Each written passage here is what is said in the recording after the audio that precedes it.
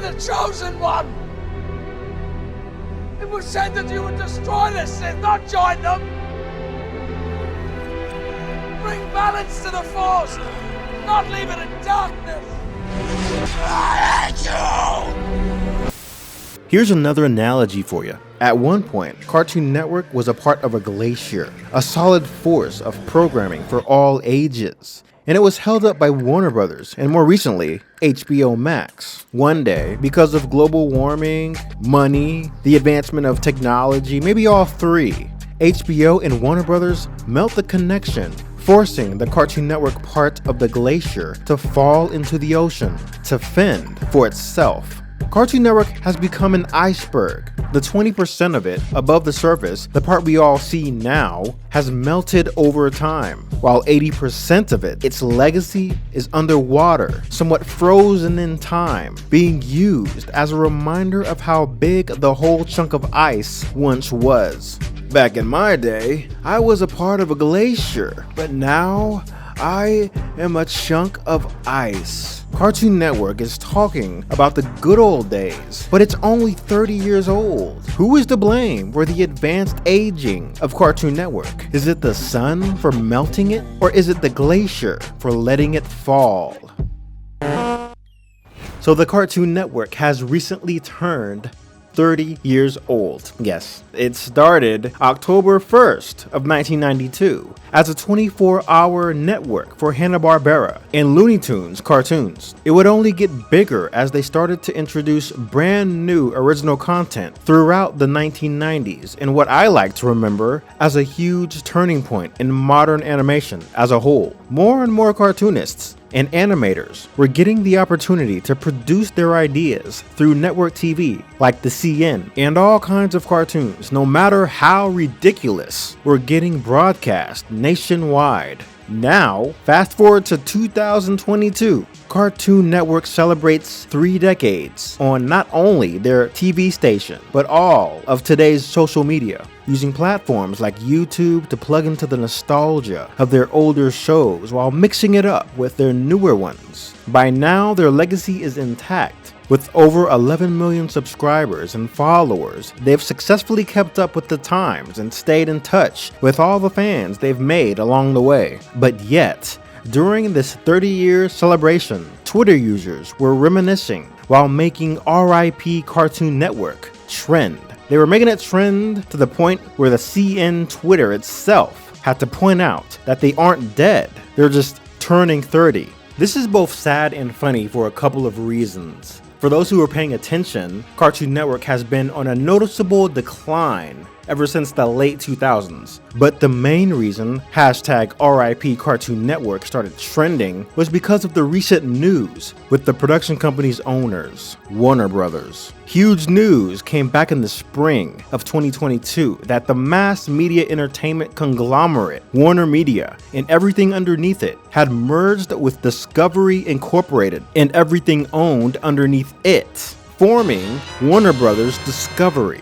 And just like the Dragon Ball Z Fusion saga, seeing this happen for the first time was shocking and unbelievable. No one could have predicted that this would suddenly be canon. Now, a huge part of Cartoon Network's older IPs have made a home in Warner Bros. Owned streaming platform HBO Max. I made a video about this a year ago, pointing out how Warner Bros. And HBO Max literally saved Cartoon Network's aging IPs from all dying off. This merger means that eventually the streaming platforms for Discovery and Warner Bros., Discovery Plus and HBO Max, could unify under a single platform. A lot of things that we're used to, like the Warner Bros. Logo, could end up changing. But like, who cares, right? It was a business decision, like video game company Activision merging with Blizzard only to get bought up by Microsoft. It's something that only really affects the top executives, right? What's the worst that could happen? But this Discovery WB merger goes deep, and it's affecting the hard-working people who make the movies and shows in the first place. The new merged company is to be led by Discovery's current CEO, or former CEO, David Zaslav. While comparing their streaming space to that of Disney and Netflix, has promised to save around $3 billion in cost savings, while gaining more subscribers. By saving all this money, Zaslav aims to be stricter on which studios gets funded and what gets produced. And this has proven to be a problem. Just within months after the merger, Zaslav has reportedly stopped scripted development at TBS and TNT and fired several executives under Warner Media. The news got out that Warner Bros produced movies Batgirl and the Scoob sequel were canceled despite being nearly finished. The CEO has stated that making direct-to-streaming films lacked economic value. This is his opinion. Well, this is a direct threat to Scooby-Doo, just off the fact that the Scooby IP has stayed alive mostly by those direct-to-DVD streaming movies that they keep producing. And around this time, a ton of originals and shows that were streaming under HBO Max have quietly been removed or canceled, with the vast majority being in animation and family-oriented content. The three main reasons behind this apparently is to cut costs, to declutter the service, and to move away from content aimed at kids and families. A lot of these newer programs were tied to Cartoon Network, and with this Thanos of a CEO looking to bring balance by eliminating cartoons like they never existed and canceling any new ones being planned, leaving animators without jobs, you could see why people online would think Cartoon Network had died. Cartoon Network along with Adult Swim were brought under Warner Bros. In 2019 after previously being under Turner Broadcasting and Time Warner. Turner Broadcasting was known for helping pioneer multi-channel television by establishing CNN, TNT, Cartoon Network, and Turner Classic Movies. It was the late 1980s where Turner Broadcasting launched TNT and started building its cartoon library, which had MGM cartoons and pre-1950s Looney Tunes shorts. In 1991, Turner made a deal to buy animation studio Hanna-Barbera for $320 million. And in 1992, the Cartoon Network was born. Now, Hanna-Barbera, I've talked about them a few times before. They helped to pioneer Saturday morning cartoons while putting out iconic shows like The Flintstones, Scooby-Doo, and many others. The Hanna-Barbera founders also created Tom and Jerry way back in 1940, and they formed their own studio after the MGM cartoon studio that they worked for closed in 1957. While building their own library of cartoons, Hanna-Barbera was a leader in animated sitcoms for over 30 years before being bought by Turner and making Cartoon Network in 1992. Hanna-Barbera characters go back to the 50s, and if you count Tom and Jerry, they go back to the 1940s. Looney Tunes are even older. They started in the 1930s. And Cartoon Network as a brand new channel was showing these old cartoons as its main content, so Cartoon Network had like an old soul. But in the early 90s, cable TV was getting bigger and more people were subscribing to cable, and old TV shows weren't really a thing yet like it is now. The whole concept of 24/7 programming showing back-to-back content of a similar nature was new all by itself. It didn't matter how old the content was. Technology had finally caught up to color TV's capabilities, so it's not anyone's fault that it took over 50 years to make a channel dedicated to cartoons. Cartoon Network just took what it already had and built off of that with its own original cartoons. The early 90s is when channels dedicated to children's programming really blew up. You also had Nickelodeon starting to make original content around that time. Now, the legend of Cartoon Network pretty much tells about how its best days was when it had the most content in the late 90s and early 2000s. Around the time when they repackaged their own cartoon library and put them on another network, Boomerang, things were changing for the worst. At the same time they redistributed their Hanna-Barbera and Looney Tunes content, their first and second wave of original shows were ending and getting canceled.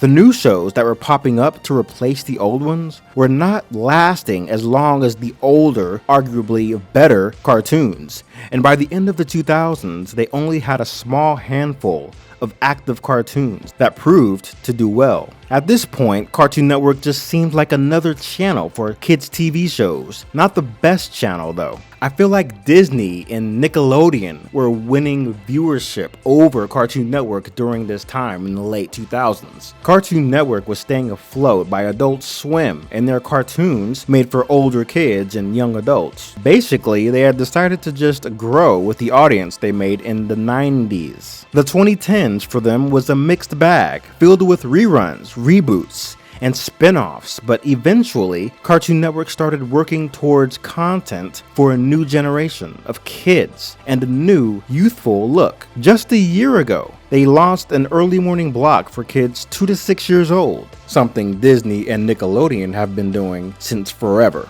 Even the glory days of Adult Swim seem to be over. The best thing on there right now is easily Rick and Morty, and their longest running show, Aqua Teen Hunger Force, ended in 2015. Luckily, the enormous library of Adult Swim, along with the old collection of Hanna-Barbera and Warner Bros cartoons, and most of the Cartoon Network shows we all know and love, have gotten streaming availability across all the top streaming apps. Many old cartoons like the Flintstones can even be streamed for free now. In recent years, some of their older content have been revived with brand new shows thanks to Warner Bros. And HBO Max. The future was looking bright for cartoon nostalgia.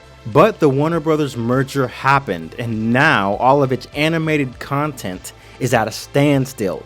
Future uncertain. All of a sudden, it seems like the WB's plans to revive and maintain Cartoon Network's IP library is being changed and stretched thin for budget reasons. Right now, we are seeing attempts to bring back old 2000s content, known to do well for the network. Aqua Teen Hunger Force has quietly been easing their way back with 2-minute YouTube shorts. Warner Bros. Is trying desperately to develop a live-action version of the Powerpuff Girls with a possible show revival, and Scooby-Doo just did a crossover with Courage the Cowardly Dog. And speaking of Scooby-Doo, they're trying something really different by making a new show revolving around Velma and changing up everything we already know about the whole gang. And while a select few of old cartoons are seeing a revival of sorts, new cartoons are still being made and distributed mainly over streaming services. You have legendary animation directors like Craig McCracken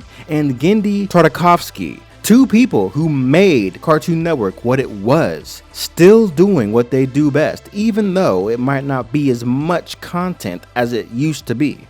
None of this new content has much to do with the current state of Cartoon Network, however. They'll be lucky if they get a chance to air an episode of McCracken's Kid Cosmic, or if Adult Swim gets a chance to air Tartakovsky's Primal series. Cartoon Network is now this iceberg, deteriorated by the sun, a shrunken version of its former self. A generation of animators and productions have moved on, and its actual death day is looking closer than ever. CN, unfortunately, is now old. It's using social media to not only market its new image, but it's reminiscing with the older fans about the good old days. The good old days? But Cartoon Network's only 30 years old. Indeed, Cartoon Network didn't age well because it's a premium cable channel in a free streaming app world. You could say the same thing about any other channel, Nick and the Disney Channel included. But it's different for Cartoon Network because its content had so much animated variety. And the decline from its peak in history has been very steep, and the recent news about its ownership has been very sad. The recent news about Warner Bros. Is changing the landscape of animated TV altogether. By Thanos snapping away already made content from streaming and keeping new shows from being greenlit, we'll never get to see animated TV evolve the way that it should. Animation was taking a really interesting turn with some of the shows that had come up since the 2010s, and now it's like we'll never get to see what comes next unless the Discovery's CEO greenlights it. What made the 90s so great for animation was that networks were hungry for new content, and new cartoons were coming up left and right. Over the years, the amount of cartoons that got the chance to air to an audience was getting less and less, to the point where everything was streaming on demand. And now we're at the point where what cartoons get to be on demand are being cherry-picked to be there, and it's really a threat to the whole animation industry. This isn't a case of getting canceled for low ratings. Shows that would usually do well underneath the Warner Bros. And Cartoon Network brand aren't even getting a chance. And at this point, screw the iceberg analogy. This is like the Warner Bros. CEO putting Cartoon Network in the nursing home. They could have CN in all its past and future library, living comfortably under Warner Bros. Discovery. But no, they're letting all of that just sit out in the sun and melt away. Should Cartoon Network really be mourned? I'ma say no and use more analogies. Cartoon Network did its job. It gave a whole generation of kids great content while inspiring a whole generation of artistic individuals to get into the industry and set the new standard. It created jobs in the most creative ways possible and made an impact on TV that can't be denied. Its influence is still being seen today. The creators they took a chance on are still creating. And truly, the future of the animation industry will be in the hands of the creatives, taking a chance on themselves. In this day and age, there are ways to circumvent the conglomerate, the corporations. They seem to only care about how many billions they can keep and not how many children and young adults they can entertain and inspire. We shouldn't be surprised or shocked by what this new CEO is doing. We should adapt, buy old Blu-rays, support independent artists, and maybe even support the corporate remakes as well. Show the ones at the top that the Warner Bros. Cartoon Network legacy won't be forgotten. Everything with a beginning has an end, but energy is only transferred from one place to another. The Cartoon Network, Hanna-Barbera, Adult Swim, and Looney Tunes impact marches on throughout the internet. And at the end of the day, although Cartoon Network is old at 30, it still exists. Don't be scared to let me know what you think. Help out RetroSick by sharing, liking the video, and subscribing for more random nostalgia and interesting coincidences surrounding said nostalgia. And I will see ya.